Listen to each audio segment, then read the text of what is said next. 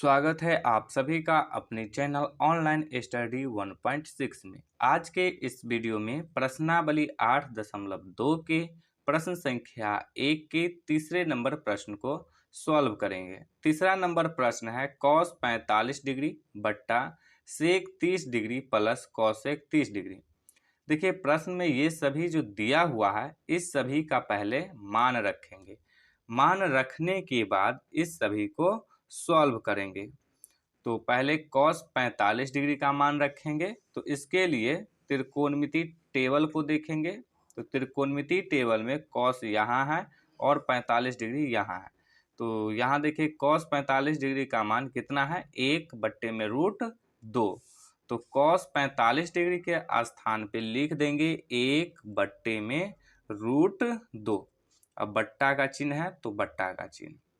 अब है सेक 30 डिग्री। तो सेक 30 डिग्री का मान ये रहा 2/√3।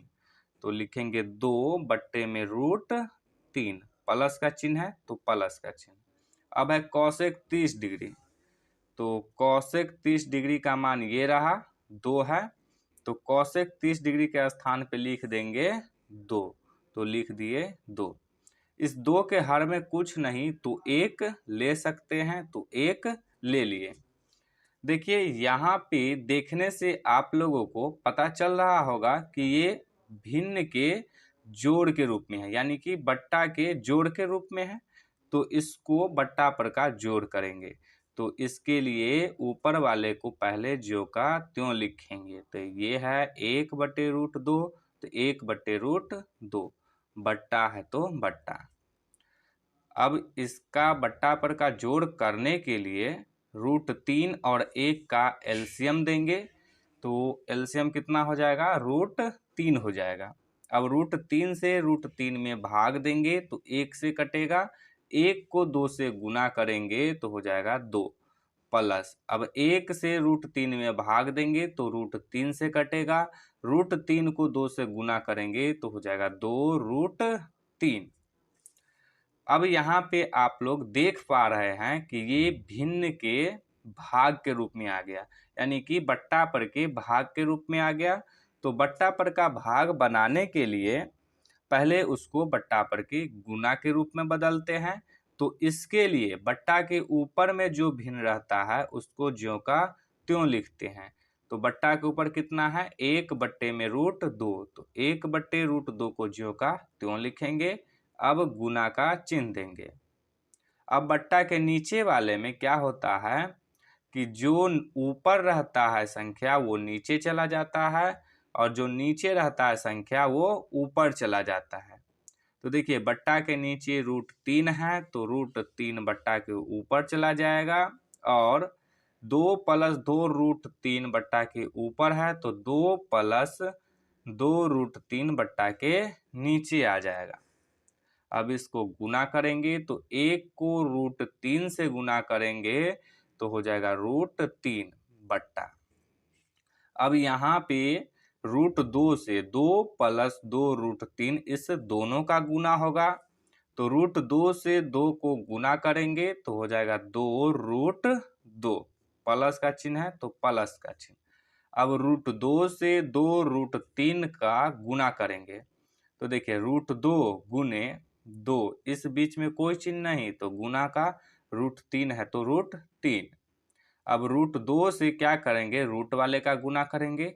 तो √2 को गुना करेंगे √3 से तो ये हो जाएगा √6। अब 2 को √6 से गुना कर देंगे तो हो जाएगा 2√6। तो ये हो जाएगा 2√6।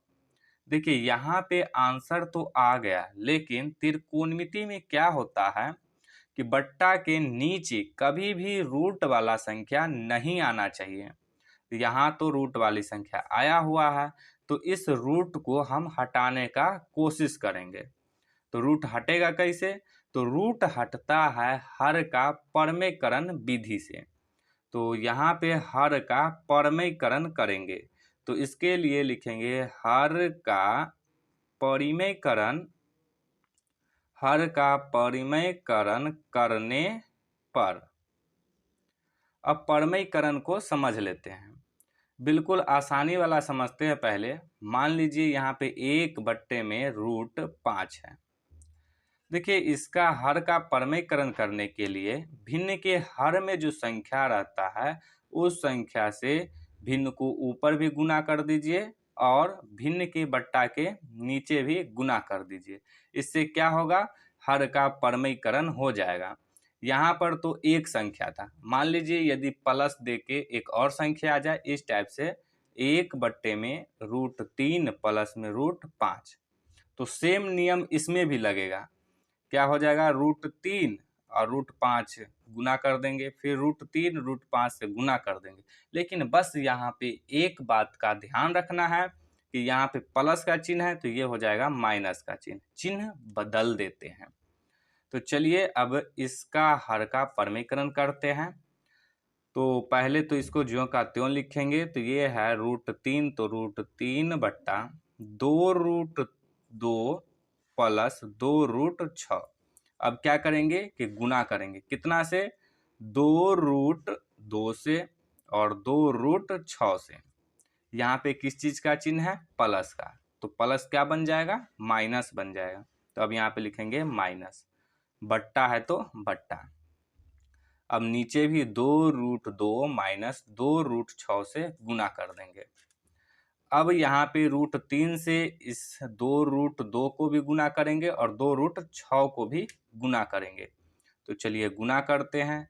तो √3 से 2√3 का गुना किए थे, कितना आया था, 2√6। तो यहाँ पे लिख देंगे 2√6, माइनस का चिन्ह है तो माइनस का चिन्ह। अब 2√6 से √3 का गुना करेंगे। तो चलिए यहाँ पे करते हैं, इस बीच में कोई चिन्ह नहीं तो गुना का, √6 है तो √6। अब इसको गुना कर देंगे √3 से। तो पहले रूट वाली संख्या से रूट वाली को गुना करेंगे तो क्या हो जाएगा, √6 18। अब देखिए यहाँ पे ये जो 18 है इसका तो हम लोग अभाज्य गुणनखंड भी कर सकते हैं। क्यों करेंगे अभाज्य गुणनखंड, ताकि 18 को रूट से बाहर निकाला जा सके। तो 18 का अभाज्य गुणनखंड करेंगे तो ये लगेगा 2 से, 2 9 18, फिर लगेगा ये 3 से, 3 3 9। तो इसका अभाज्य गुणनखंड आ गया 3 गुने 3 गुने 2। तो इसको लिख देंगे 3 गुने 3 गुने 2, या पहले 2 लिखे फिर गुने 3 गुने 3। तो देखिए यहाँ पे 3 कितना बार है, 2 बार है गुना के रूप में। तो 1 3 जो है ये रूट से बाहर आ जाएगा। अब देखिए 2 एक ही बार है गुना के रूप में, तो ये 2 जो है ये रूट के अंदर ही रह जाएगा। अब इसको गुना करेंगे तो हो जाएगा 2 3 6 और √2 है तो √2। तो ये हो जाएगा 6√2 बट्टा। अब यहाँ पे ध्यान दीजिए, मान लीजिए कि ये जो 2√2 है इसको a मान लेते हैं और 2√6 जो है इसको b मान लेते हैं। तो यहाँ भी इसको a मानना होगा, इसको b मानना होगा। तो ये किस रूप में आ गया, यहाँ पे देखिए a plus b into a minus b, इस रूप में आ गया। तो इसका फॉर्मूला आप सभी लोग जानते होइएगा, a plus B into a minus B बराबर होता है a² माइनस में b²। a² के स्थान पे कितना है, 2√2, तो लिखेंगे 2√2 लगा देंगे, माइनस b के स्थान पे 2√6 तो 2√6, अब इसमें भी स्क्वायर लगा देंगे। अब इसको हल करेंगे तो यहाँ देखिए 2 इसमें है तो 6 में भी 2 छिपा हुआ है। कैसे, तो देखिए 6 को 2 गुने 3 लिख सकते हैं। तो यहाँ पे ये एक 2 है इसमें छिपा हुआ, तो इस 2 को कॉमन ले लेंगे। तो कॉमन ले लिए, तो ये 2 कॉमन ले लिए तो ये बच गया 6, माइनस यहाँ से 2 को कॉमन ले लिए तो कितना बच गया, 3 बच गया। √2 है तो √2 बट्टा। अब यहाँ पे √2 है और यहाँ पे क्या है, 2 है, तो इस बीच में कोई चिन्ह नहीं तो गुना का, और इसका स्क्वायर करना है तो इसका स्क्वायर अलग से होगा, तो हो जाएगा 4 गुने, फिर √2 का स्क्वायर करेंगे तो स्क्वायर से रूट कैंसिल हो जाएगा, तो ये 2 रूट से बाहर आ जाएगा। तो अब ये क्या हो जाएगा, 4 दूनी 8, तो 2√2 का स्क्वायर हो जाएगा 8 माइनस, ठीक इसी प्रकार से इसका करेंगे तो 2 का स्क्वायर हो जाएगा 4 और स्क्वायर से रूट कैंसिल हो जाएगा, तो ये 6 बाहर आ जाएगा। तो 4 को 6 से गुना करेंगे तो हो जाएगा 24।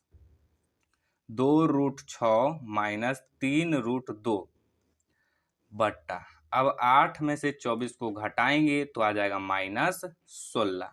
अब देखिए ये 2 से ये 16 कट सकता है तो इसको काट देंगे, 2 एक कम 2, 2 अट्ठे 16। इस माइनस को हम बट्टा के ऊपर भी लिख सकते हैं तो इसको बट्टा के ऊपर लिख देंगे, तो -√6 -3√2 बट्टा में 8। यह जो आया यही हो जाएगा इसका आंसर। और आप चाहे तो इसको ऐसे भी कर सकते हैं, ये माइनस से इस √6 को गुना करेंगे तो हो जाएगा -√6, माइनस माइनस हो जाएगा +3√2 बट्टा में 8 है तो बट्टा में 8। देखिए इसको सुंदर दिखाने के लिए क्या करते हैं कि प्लस वाला को पहले लिख देते हैं और माइनस वाला को बाद में लिखते हैं। तो ये 3√2 जो है ये प्लस वाला है तो इसको पहले लिख देते हैं, और √6 जो है ये माइनस वाला है तो इसको बाद में लिख देते हैं, बट्टा में 8 है तो 8। तो ये भी हो गया इसका आंसर। आप चाहे तो यहाँ पे भी छोड़ सकते हैं, चाहे तो इसको यहाँ तक ला सकते हैं।